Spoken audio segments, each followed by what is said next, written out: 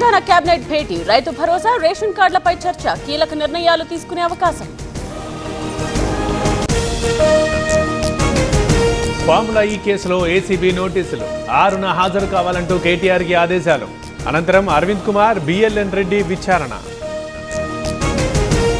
నేడు రాజమండ్రిలో game changer pre release, అతిథిగా హాజరవుతోన్న పవన్, భారీ ఏర్పాట్లు చేస్తోన్న మూవీ టీం.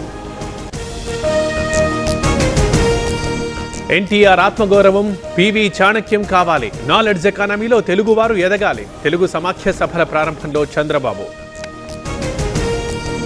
ఏపీలో ఈ నెల 20 నుండి భూముల రీసర్వే, మండలంలో ఒక గ్రామం యూనిట్, క్యూఆర్ కోడ్తో పట్టాదారు పాస్ పుస్తకాలు.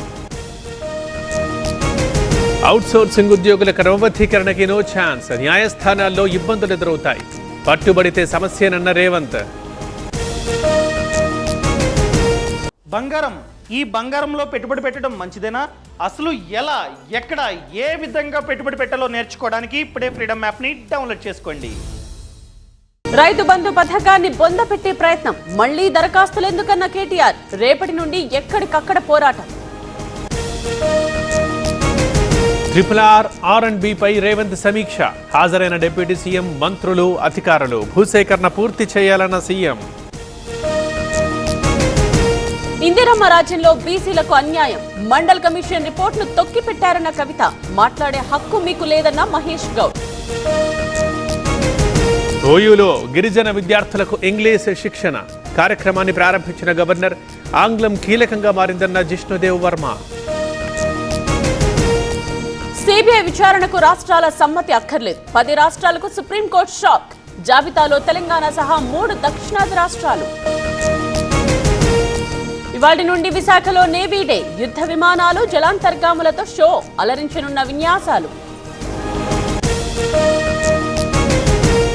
విశాఖ జైల్లో దొరికిన మరో మొబైల్, నర్మదా బ్లాక్లో గుర్తించిన అధికారులు, సిమ్ కార్డ్ లేని మొబైల్ స్వాధీనం. 2000 స్టాళ్లతో నాంపల్లి నుమాయిష్, ప్రారంభించిన పొన్నం శ్రీధర్ బాబు, ఫిబ్రవరి 15 వరకు ఎగ్జిబిషన్.